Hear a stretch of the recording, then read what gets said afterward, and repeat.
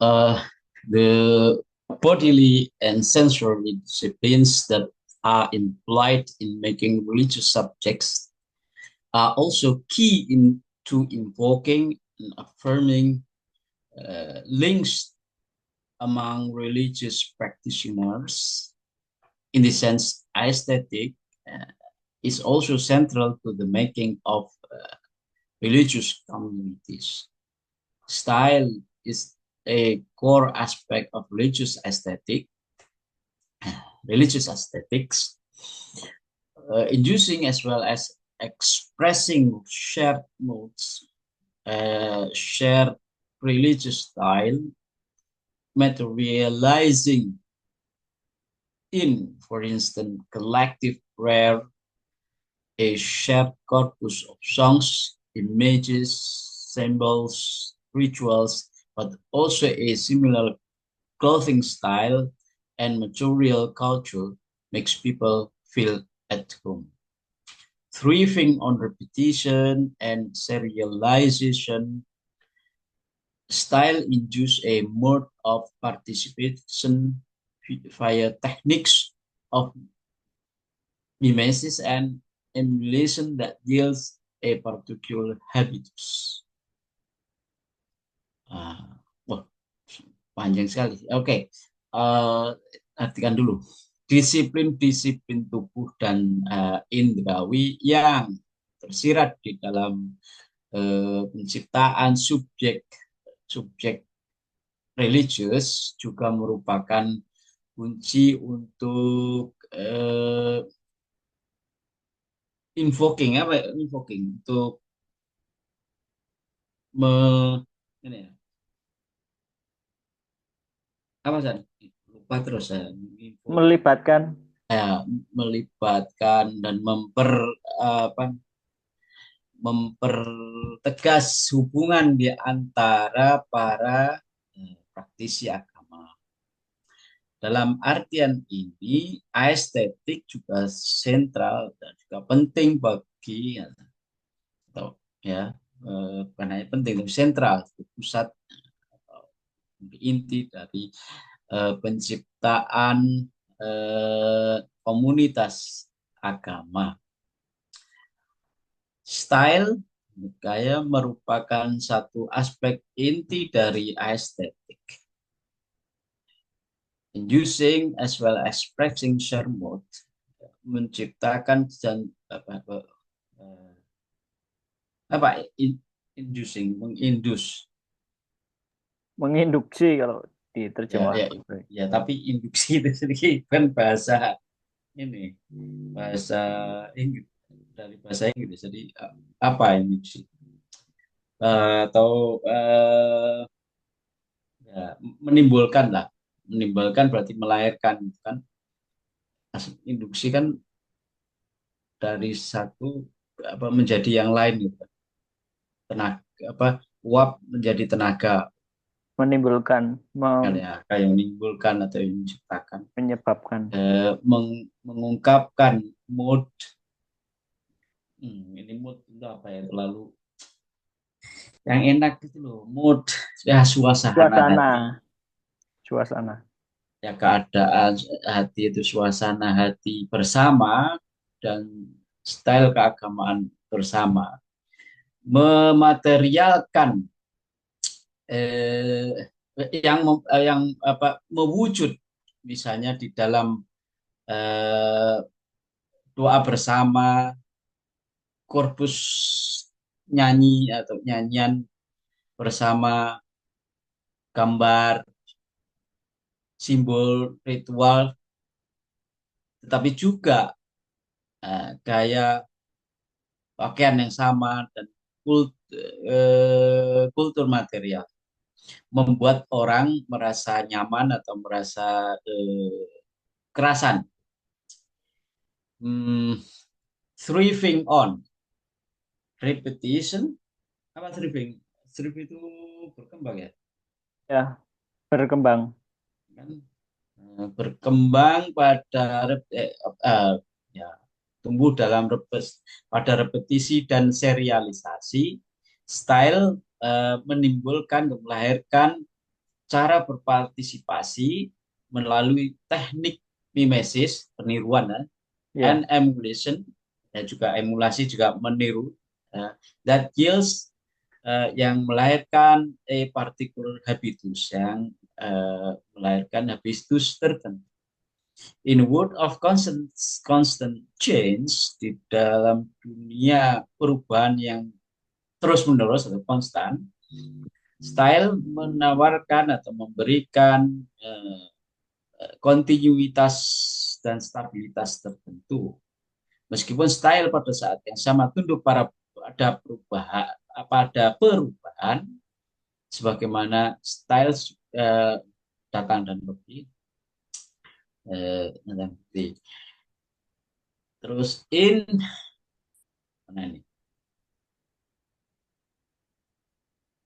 In this sense, dalam pengertian ini, style merupakan is the sine qua non of identity, merupakan syarat utama, syarat wajib dari identitas. Sharing a common aesthetic style uh, by a common religious affiliation generates not only feelings of togetherness and so speaks to, as well as mirrors a particular moods and sentiments. Such experiences of sharing also modulate people into a particular common appearance and thus underpin a collective religious identity. Bagi style estetik secara umum melalui afiliasi keagamaan umum melahirkan tidak hanya perasaan kebersamaan dan berbicara sekaligus mencerminkan suasana hati dan sentimen tertentu. Pengalaman-pengalaman berbagi semacam ini juga memodulasi orang ke dalam tampilan umum tertentu dan juga melandasi identitas keagamaan kolektif. Kalau kita pahami paragraf ini seperti apa ya? Ada disiplin tubuh dan indera merupakan kunci untuk invoking, ya, menciptakan atau mempertegas hubungan antara para.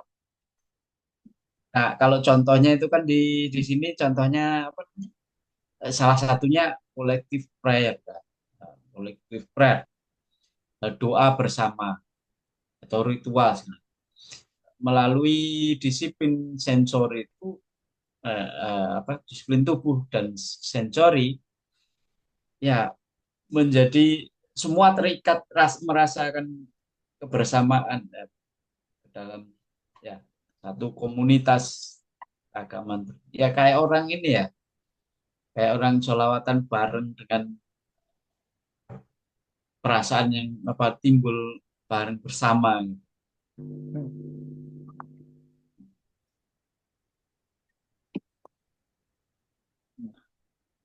Ada pemahaman yang lain? Kalau saya seperti itu. Sama, Pak. Oke, Oke. nah, gitu dulu. Nah, kita Ya, lanjut ke ini, ya. ya. Attention for the aesthetic dimension of religious enable us above all to grasp the perspective, or should I say perception of the insiders. Perhatian pada dimensi estetik agama memungkinkan kita terutama untuk memahami perspektif atau persepsi dari orang dalam. Kita sebagai peneliti dengan memperhatikan dimensi estetik agamaan, kita bisa memahami perspektif orang dalam merasakan. This kind of Verstehen, ini bahasa Jerman ini. Pemahaman semacam ini memiliki has upward. Ada yang keliru apa ya ini, ya? Has upward sudah lama menjadi salah satu perhatian utama di dalam antropologi, the central concerns in the anthropology of religion, menjadi perhatian utama di dalam antropologi agama. Paying attention to religious aesthetic and sensory regimes in a comparative manner, of course, highlights the relativity of each of these regimes. Memberikan perhatian pada estetik agama dan rejim indrawi dengan eh, eh, secara komparatif dengan cara membanding-bandingkan, tentu saja menjelaskan relativitas dari masing-masing rezim sensori tadi.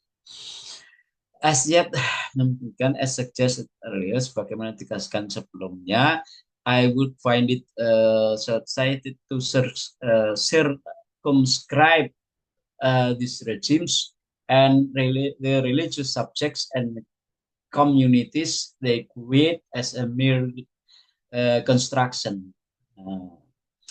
Saya find it short-sighted apa? Short-sighted. Berpandangan pendek, Pak. Apa? Berpandangan pendek kalau terjemahannya. Ya itu Picik juga kayaknya atau ya maksudnya seperti itu. Jadi agak yang memicingkan atau apa ya. Jadi mungkin ada pemahaman kalau terburu-buru. ada orang banyak tapi apa ada orang yang terabaikan gitu loh. Hmm. Oh ya, Untuk mengabaikan. menghalangi rejim-rejim itu dan subjek agama subjek-subjek agama dan komunitas yang mereka ciptakan sebagai sekadar konstruksi. Such qualification has an all too derogatory slant. Kualifikasi semacam ini memiliki derogatory apa? Merendahkan. Ya, derogatory slant,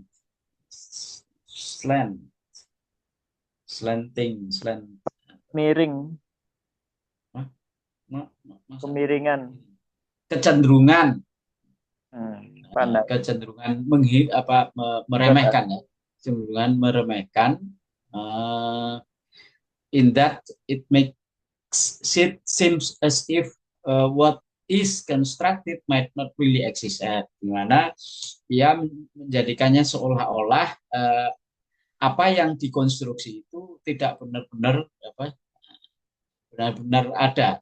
But as Bruno Latour has pointed out, tetapi sebagaimana ditunjukkan oleh Bruno Latour, there is nothing beyond construction. Tidak ada yang di luar konstruksi. And thus we better take construction seriously. Dan karenanya kita lebih baik menyikapi serius konstruksi. The fact is that faktanya adalah bahwa religious aesthetic and the sensory regimes entailed by it modulate people of flesh and blood seeking to inscribe religion into their bones. Faktanya adalah bahwa estetika agama dan rezim sensori yang entitled Dihasilkan, masa diperoleh. ya mungkin itu ya entitled yang dihasilkan oleh, tapi masa yang dihasilkan ya Dibawakan. yang dibawa kalau yang dihadirkan mungkin yang dihadirkan lebih cocok ke sana mungkin. Oke. Mana olehnya maksudnya oleh apa religious estetik memodulasi apa? Modulate modulasi atur ya mengatur menata Ya, eh, mengatur. menata apa itu orang dengan apa, flesh and blood kulit dan flesh apa Daging. oh daging ya Badan. daging dan darah, daging darah, yang mencoba untuk menanamkan agama ke dalam eh, apa namanya, Ulang. tulang nikah. Ini agak kias ini, yang melalui estetika, estetik agama dengan rezim sensori. Ada estetika agama dan rezim sensori itu ini, mengatur atau ya menata orang, itu memasukkan orang, memodulasi. Modul itu mengatur, Iya, mengatur memodul tadi, Pak. orang, Membentuk mungkin juga. bisa sih berusaha untuk menanamkan agama ke dalam tubuh. Itu imajinasi kita kemana itu ya kalau seperti itu? Estetika agama, Ya eh, estetika keagamaan dan sensori, sensori itu, rezim rezim. yang dibawa melalui estetika agama itu Nah, memodulasi orang, eh, termasuk mungkin darah dan dagingnya itu. Eh, ini agak ini. Ya, ya seakan-akan kayak aspek aspek estetik keagamaan itu masuk ke dalam tubuh ya. ya. Kan saya selalu apa ini kan ngomong tentang bagaimana memasukkan agama ke dalam tubuh gitu.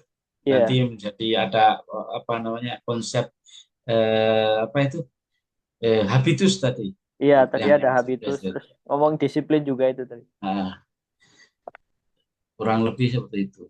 Apa nih?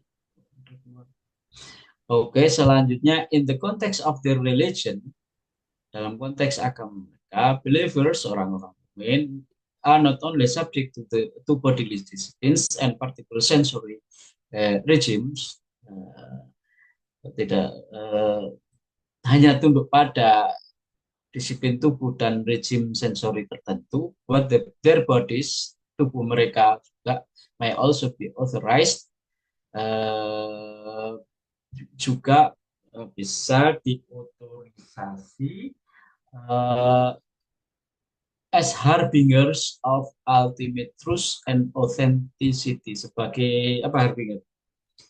Pembawa ya, Ya, pertanda akhir kalau artinya. penanda akhir, Iya, petanda akhir, tanda akhir. Ya, alamat, bahasa Arab itu alamat itu harbinger. Ya, isyarat atau tanda eh, kebenaran tertinggi dan otentisitas. Exactly for this reason,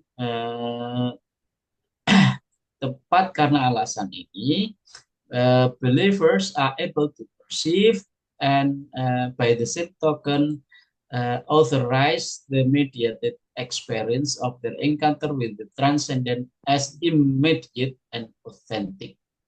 Uh, Orang-orang yang beriman itu, orang yang beriman mampu mempersepsi, ini mempersepsi ya, jadi itu memahami atau merasakan. And same token, dan dengan cara yang sama mengotorisasi pengalaman yang termediasi, uh, dari pengalaman pertemuan mereka yang termediasi dengan yang transenden sebagai immediate, yang segera dan otentik. Conversely, sebaliknya the perceived, nah ini kayaknya yang versi editan ini lebih enak mungkin ya. Ini kan banyak beberapa tipe saya temukan. Ini perceived value. Jadi kegagalan yang terasa atau apa nyata, to have certain religious experience, untuk memiliki pengalaman agama tertentu. For instance, the feeling of being in touch with God. Misalnya perasaan disentuh Tuhan atau bersentuhan dengan Tuhan, may yield skepticism, mungkin melahirkan skeptisisme and doubt, dan keraguan, and ultimately make a person say farewell to his or religion. Membuat orang ya goodbye pada agama mereka, meninggalkan. bisa.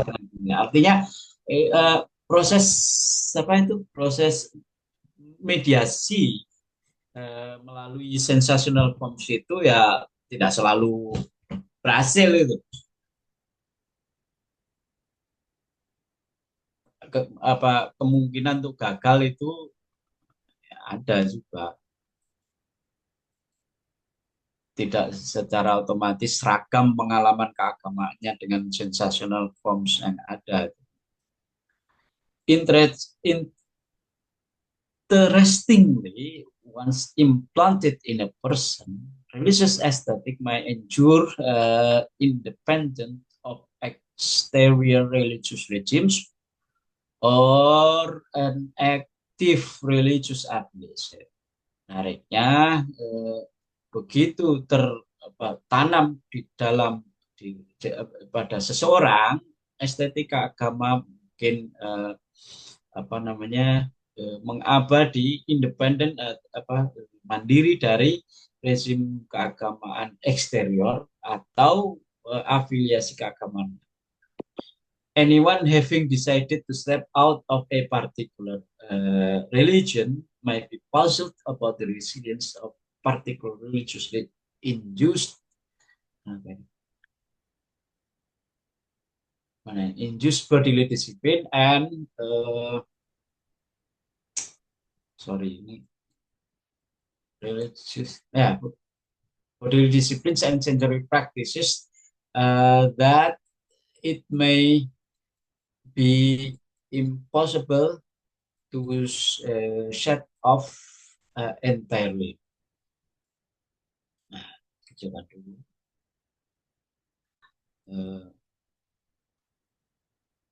Siapapun yang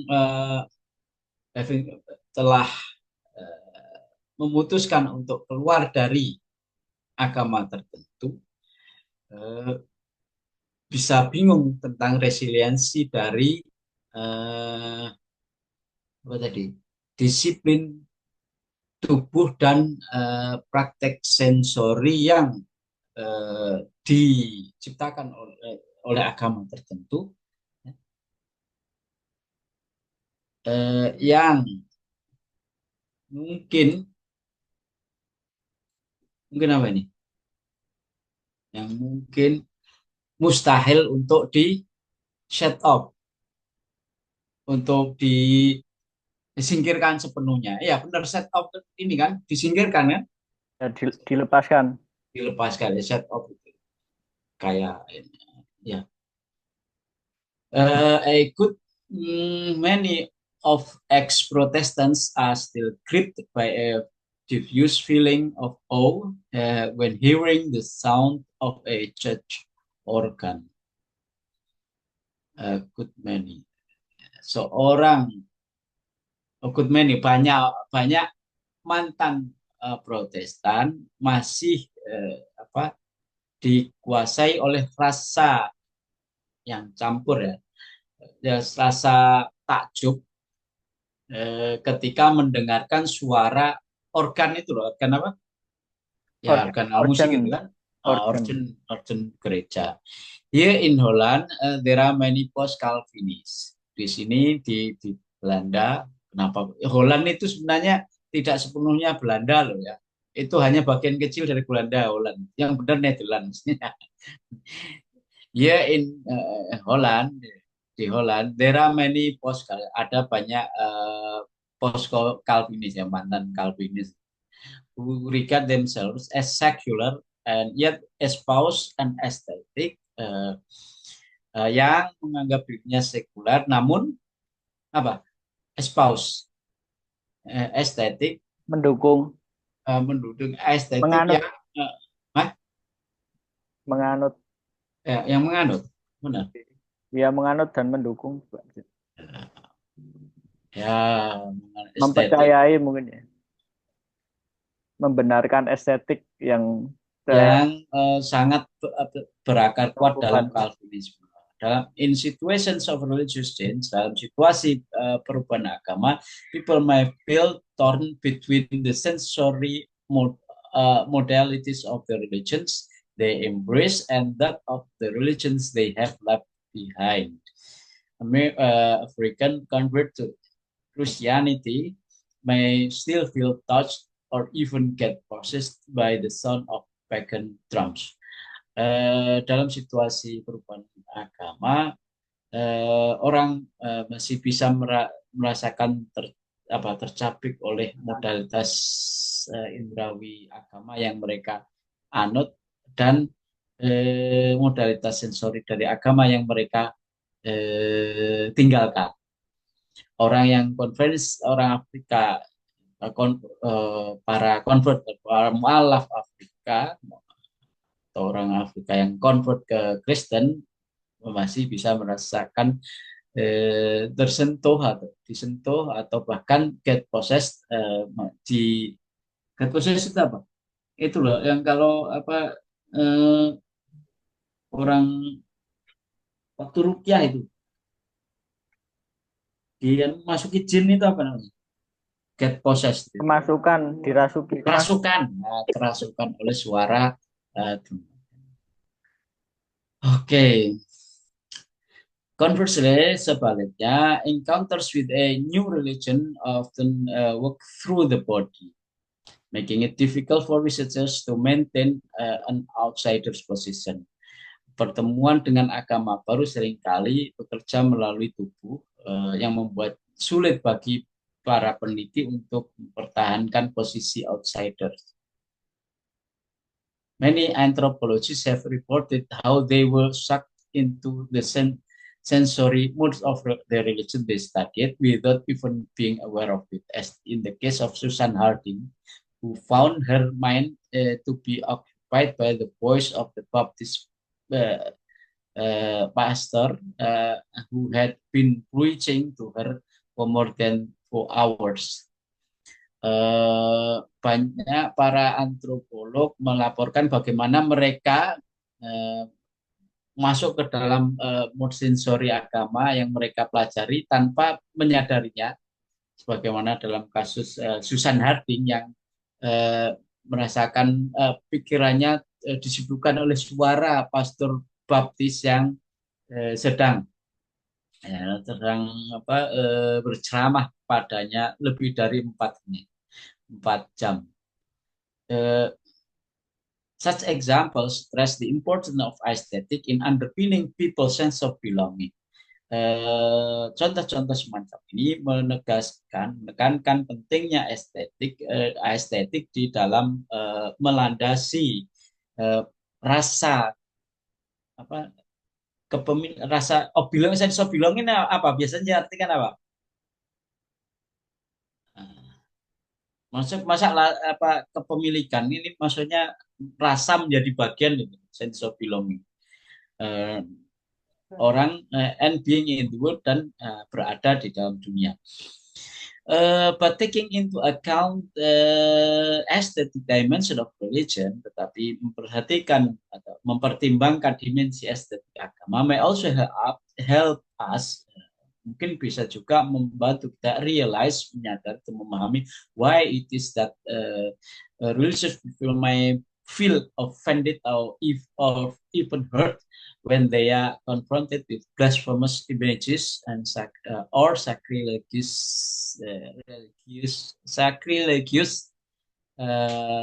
acts from Christians being shocked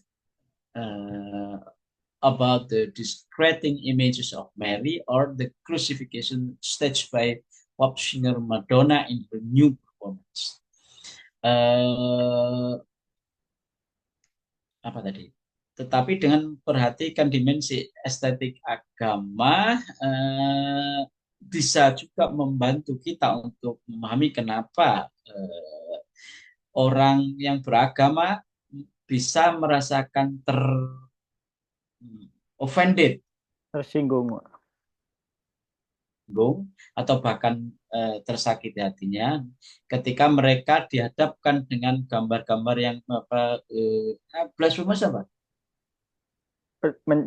Menista. Ya, yang gambar-gambar yang menistakan atau tindakan sacrilegis dari orang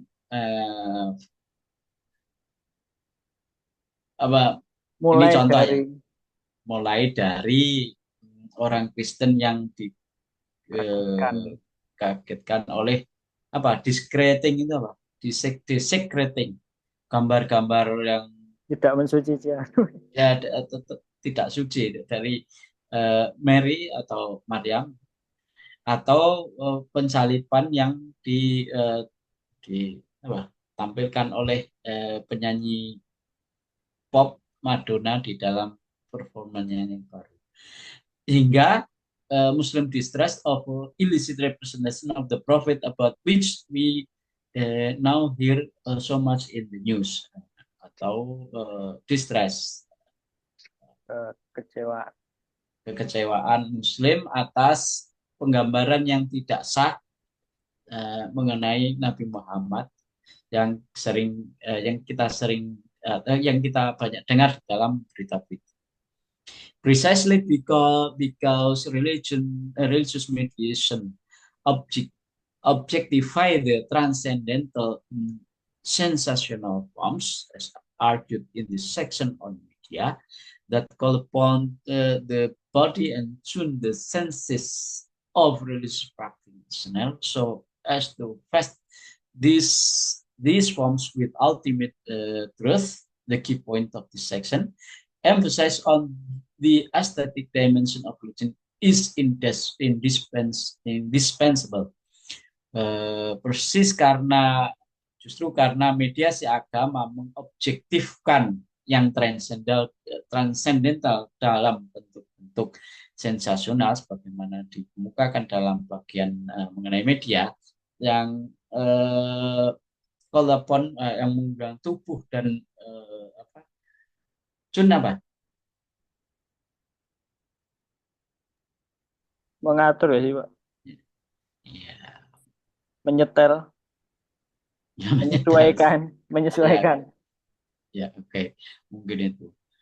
Eh, eh, Indrawi para praktisi agama, pemeluk agama, sehingga untuk menanamkan atau memberi bentuk-bentuk sesanonisme dengan kebenaran tertinggi. Poin inti dari atau ya inti dari bagian ini penekanan pada dimensi estetik agama tidak bisa dihindari. Benar, indeed, memang the point is that poinnya adalah intinya adalah focusing on mass media and religious mediation calls for attention to the senses and the body. Mefokuskan pada media massa dan mediasi agama, me, call for mengundang perhatian pada atau ya benar mengundang perhatian pada indera dan therefore dengan demikian in our research dalam riset kami ini karena ngomong tentang lembaganya si ya si siapa Mayer, kita perlu we need to explore how modern media and the body. Kita harus mengeksplorasi bagaimana media modern dan tubuh, the audiovisual and the material intersects. Bagaimana media modern dan tubuh, audiovisual dan yang material intersects, saling bertemu. Important questions for further research are pertanyaan penting untuk riset lanjutan adalah what kinds of bodily disciplines and sensory regions are peculiar to particular religious organizations, including those that belong to big world religions, but also new modes of spirituality as in image. Bentuk jenis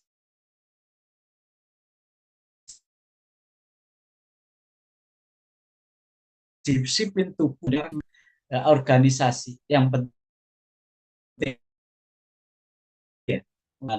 organisasi yang organisasi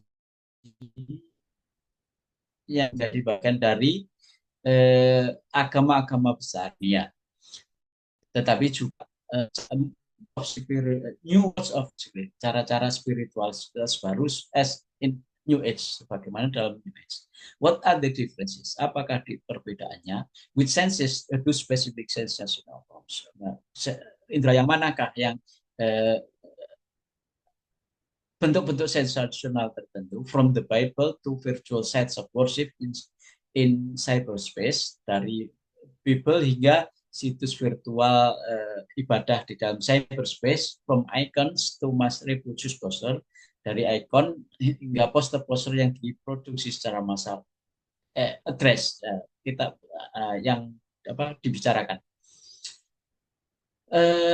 What impact do religious aesthetics have on the making and appeal of religious identity? Apa impact dari estetika agama pada penciptaan dan apa nah appeal, seruan ya, atau Daya tarik. daya tarik identitas agama, dan the dynamics of exclusion and inclusion of which they are part, dan dinamika eksklusi dan inklusi yang manakah yang mereka estetika agama itu menjadi bagian. How do religious aesthetic relate to other identities? Bagaimana estetika agama berhubungan dengan identitas-identitas lain, dan and why and how do they survive even though a person may live a particular religion? Bagaimana dan kenapa dan bagaimana estetika agama itu survive tetap hidup, kendati pun seseorang itu bisa meninggalkan agama tertentu. Itu pertanyaan-pertanyaan lanjutan. Kira-kira apa yang menarik untuk didiskusikan ini? Ada satu, ya. Itu Pak, saya kira metode apa istilahnya Vesteyen yang dikemukakan oleh Weber ya, itu sudah sampai pada tahap keterlibatan dalam mengalami keagamaan, tetapi di situ kok disebut sebagai short-sighted ya, jadi pandangan yang picik atau apa istilahnya.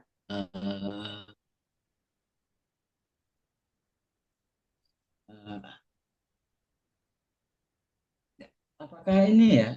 Ini I would find it society itu namun I would find it society. Oh, menurut saya picik untuk maksudnya. Untuk membatasi. Jadi dia apa namanya?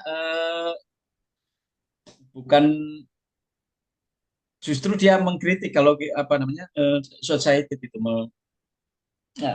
mengabaikan. Maksudnya saya kira awalnya ya Vesteyen itu udah sampai di tahap bagaimana mengalami, karena benar-benar Vesteyen itu benar-benar memahami bagaimana berposisi menjadi seorang yang menganut agama tertentu. Tapi di sini kayak dianggap belum begitu apa ya, benar-benar sampai di tahap memahami bagaimana estetik keagamaan atau pengalaman keagamaan yang melibatkan unsur-unsur estetik itu.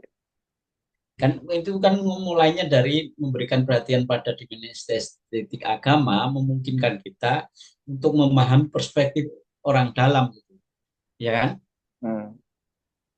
Jadi orang praktisioner itu cara memahami semacam ini, jadi mengalami apa yang dialami orang dalam, orang praktisi agama itu, ya kan? Maka salah satu perhatian penting di dalam antropologi agama. Ya, kalau itu benar ya, memang kita sebagai seandainya kita menjadi antropolog, maka tugas kita adalah mencari ini kan, bukan second hand ini kan, tapi first hand understanding atau interpretation, pemahaman yang paling awal, yaitu menggunakan dalam istilahnya para antropolog itu apa itu, hmm, native point of view, ya, pandangan orang asli, ya, pada sudut pandang orang dalam, nah, asli dari, dengan memahami dimensi estetik sebagaimana sudah dijelaskan sebelumnya.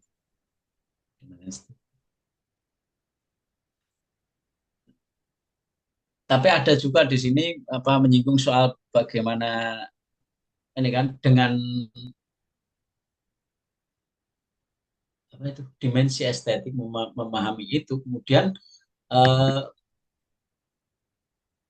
kita oh, bukan kita sih, orang yang beriman atau praktisi agama itu bisa mengotorisasi pengalaman yang termediasi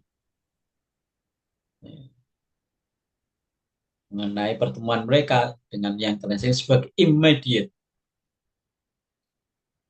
pengalaman langsung dan otentik. Nggak tahu sih, kalau otentik di sini autentik, asli. Ya, intinya sih apa sensational forms itu membuat apa ya orang yang melaksanakan atau ya atau berhubungan dengan Tuhan melalui sensational forms tadi itu merasakan ya ketemu Tuhan secara langsung, segera dan langsung, immediate. Immediate berarti kan tidak ada termediasi. Padahal termediasi ini agak apa blur antara media dengan apa proses mediasi itu loh. Jadi ketemu Tuhan langsung, tapi ini sebenarnya kan di mediasi itu. Tapi isu medianya ketika terjadi apa, eh, katakanlah dalam ritual itu eh, hilang isu medianya. Hmm. Kalau di mediasi itu kan tidak langsung, tapi justru di situ rasa langsung itu terhadap immediate, merasakan langsung, menyentuh, merasakan ya, merasakan yang itu transcendental. Oke. Bagaimana Pak Fahmi nih? Kayaknya rokoknya. Baru sampai ke Banda, Pak. Hmm? Baru sampai ke Banda Aceh. Oh gitu. Oke, oke. Ya. Pak, mau sedikit Kalau tanya, Pak. apa? Ya, silakan. Eh, Kalau nggak salah dalam buku Bowen, Pak, yang dia menceritakan terkait dengan siapa ya namanya abang itu, Amang Kerna, Pak ya. Iya, lupa namanya. Pokoknya yang di warung kopi itu. Ya, ya yang di warung kopi itu. Pokoknya penelitian dia di Iya, Gayo itu iya. kan. Bowen menceritakan bahwasanya suatu masyarakat di Gayo itu ketika ingin meminta sesuatu kepada Hmm, Tuhan, itu uh, dilakukan apa ya kayak semacam mereka sowan ke Amangkirna tersebut karena hmm, mereka percaya bahwasanya Amangkirna itu kalau berdoa akan tercapai lah doa tersebut kepada Tuhan. Itu apakah masuk ke dalam sensational form ini ataupun enggak, Pak? hmm. Kalau saya enggak sih gitu. Itu soal apa namanya itu, konsep syafaat aja, intercession gitu. Intercession. Sensational forms itu kan bentuknya banyak sebenarnya ya. Uh, bisa suara, bisa bahasa itu apa bagian dari sensational forms agama.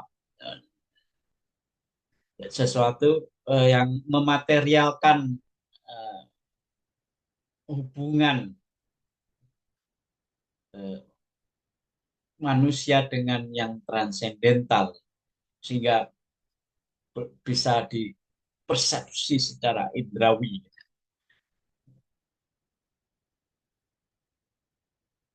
Kira-kira begitu sih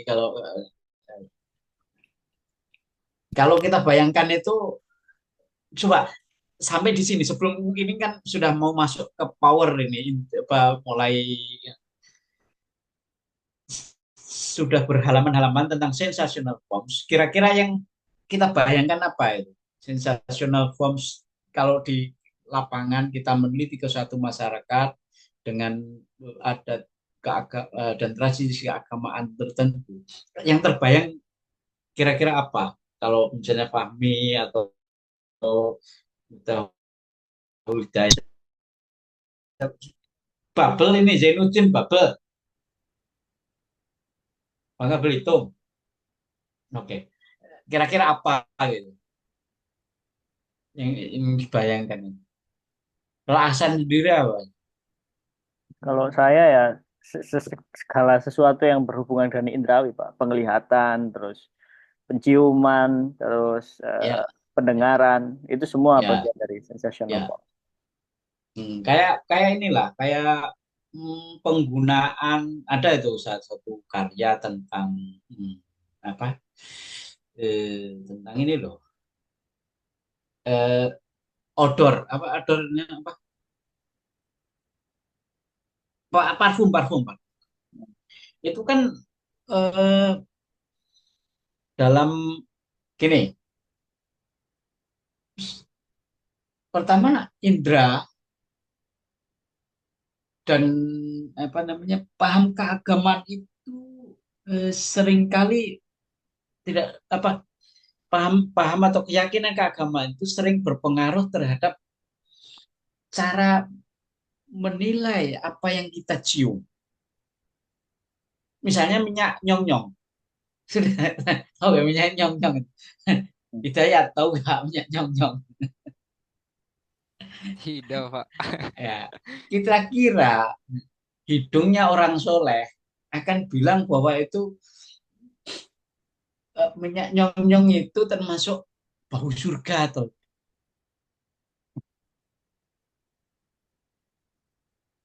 gitu. Jadi tidak kan? Kalau saya mengenai itu tidak, itu mungkin bau neraka kalau apa diasosiasikan dengan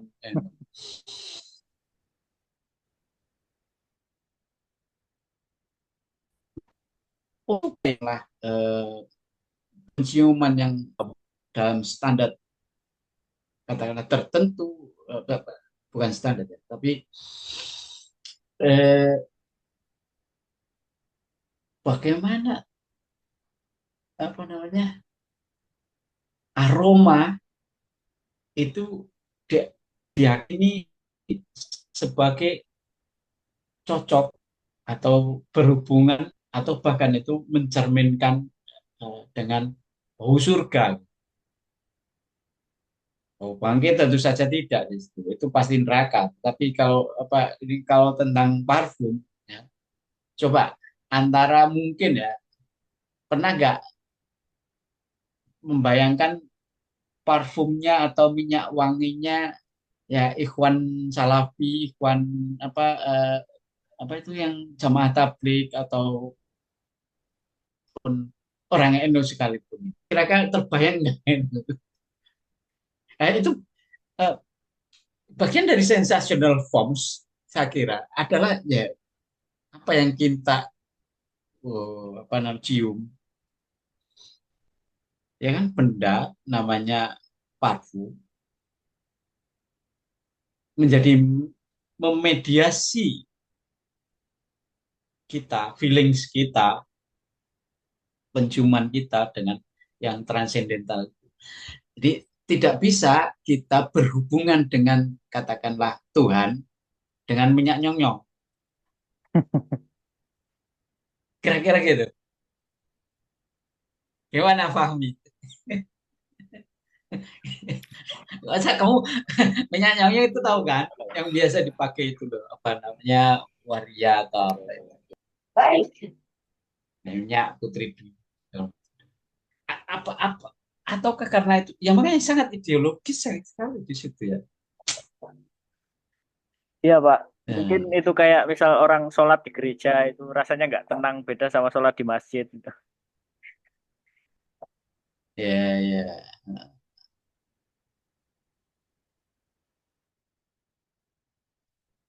lokalitas atau apa ya. Coba kalau kita masuk ke toko Cina, toko makanan segala macam, yang ada adalah aroma yang khas. Nah, aroma yang khas dari Cina itu biasanya kita temukan misalnya di kelenteng segala macam. Nah, apakah kemudian misalnya eh, di masjid punyanya yang didirikan atau oleh jamaah dari orang Cina misalnya, apakah itu bisa menggantikan eh, aroma musik di tempat lain di Arab misalnya gitu? Apakah itu juga ya ini menarik kalau tapi itu bisa.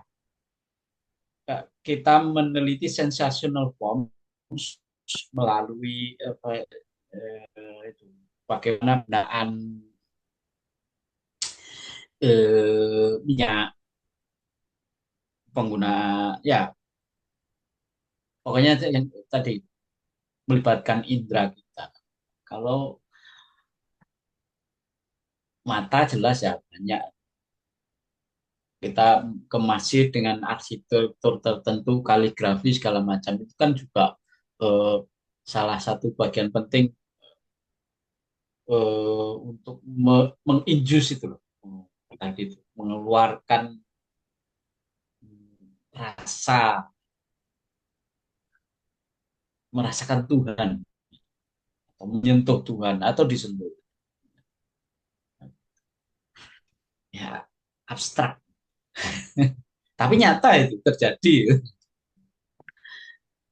Eh, Oke.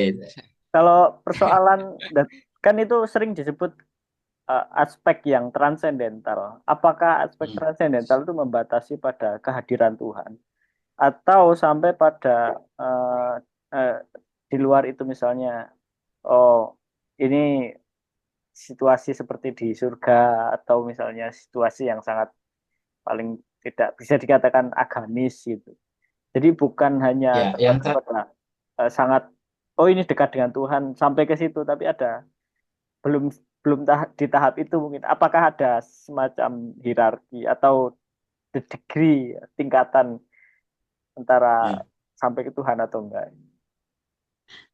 Saya kira tidak apa kalau dalam kita meneliti tidak cuman begitu. Sensational forms dalam agama itu ya, ya yang transenden itu yang pertama, tetapi penerjemahan yang transenden tidak harus Tuhan juga dalam konteks spiritualitas misalnya ya, yang New Age itu kan bukan Tuhan itu konteksnya. Ya, spiritualitas orang-orang misalnya yang yoga segala macam itu kan jadi merasakan itu loh feeling of awe itu loh, wow, tentang sesuatu yang di luar adik kodrat, di luar sejarah, di luar apa ya, alam ini. Keluar yang biasa ya. Ya ya, extraordinary. Ya, saya kira bisa kita meneliti seperti itu. Ya termasuk apa membayangkan apa bagaimana proses mediasi terus terhubung dengan itu tadi eh, surga, neraka segala macam itu. Coba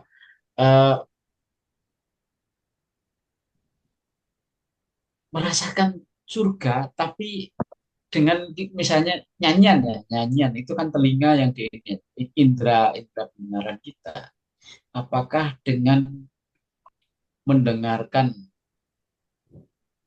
rock nyanyian rock itu bisa.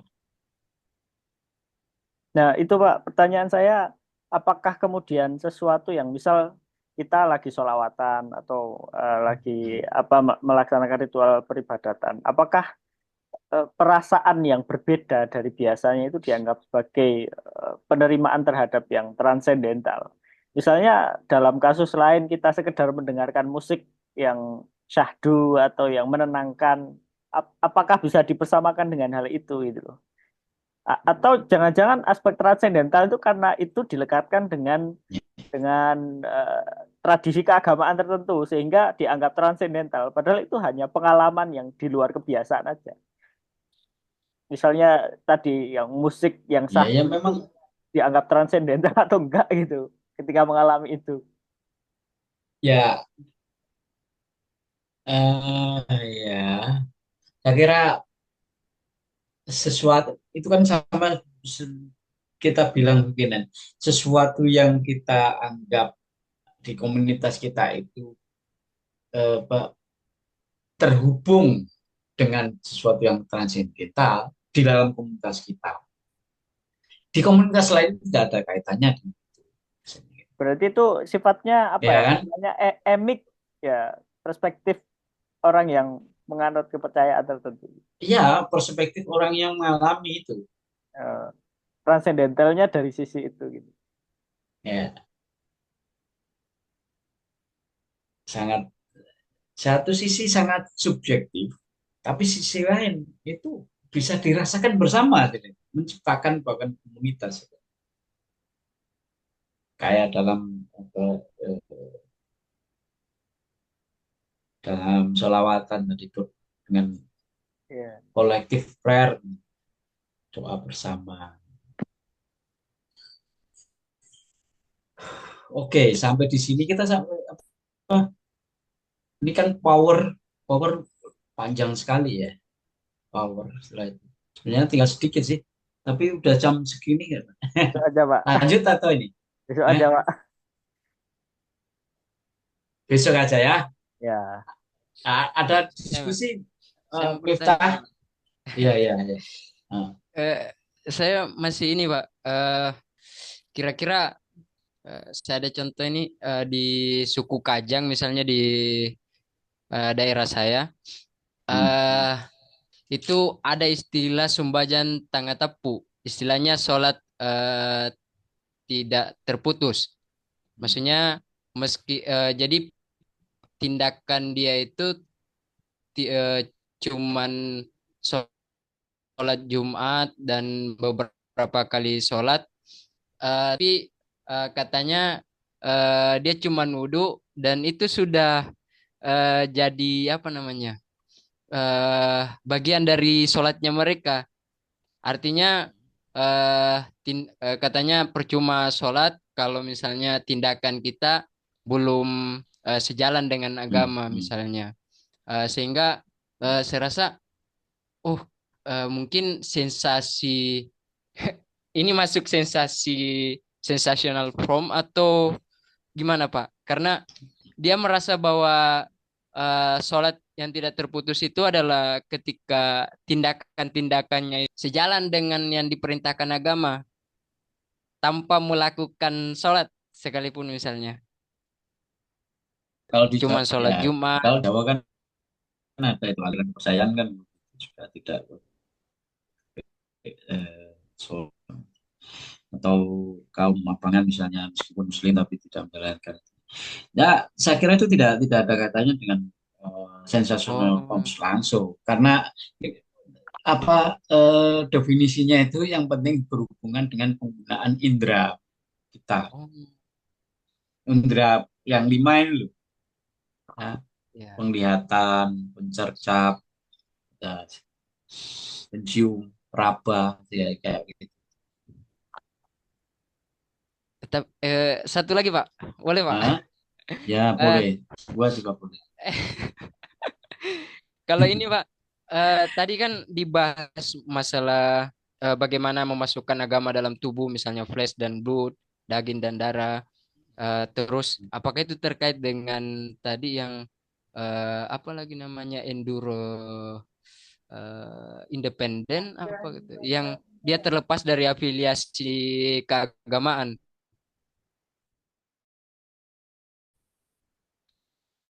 Itu pakai itu bukan pengalaman agama yang sudah, aduh gimana ya? Yang ini Pak, ini Coba Pak. saya cari independen tadi halaman berapa? Yang di bawah Pak, ini interest apa interestingly was implemented in a person. Oh, ini Iya, interestingly ini. iya Pak, iya Pak.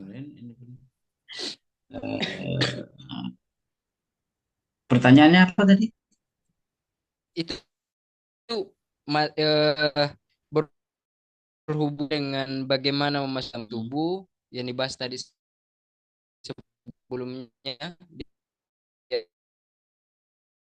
atas mungkin darah ketika Oke. bingung juga.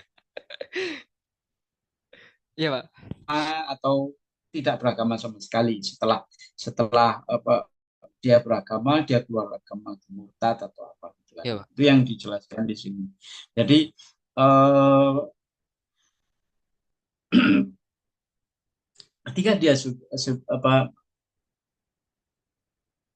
tadinya tadinya itu orang beragama dan merasakan mempraktekkan kemudian keluar itu estetika agama yang pernah ada itu, yang sudah masuk tertanam di dalam semua itu eh, masih tetap ada injur dia mengabadi gitu. Eh, Sensasinya mengabadi tetap ini kayak gini saya contoh saya contoh ada dulu di Leiden itu orang teman saya di ngekos di seorang inilah orang Maroko. Dia waktu di Maroko itu saleh, dia bisa baca Quran segala macam, tapi begitu ke Belanda dia tidak pernah sholat, tidak pernah apa-apa. Dan memang apa namanya istilahnya kehilangan, meskipun ya tidak dia tidak mengatakan keluar, tapi sudah tidak menjalankan sama sekali. Tetapi eh, sensasi keagamaan masih bisa dirasakan ketika mendengarkan Al-Quran segala macam. Bahkan dia apa, menikmati itu.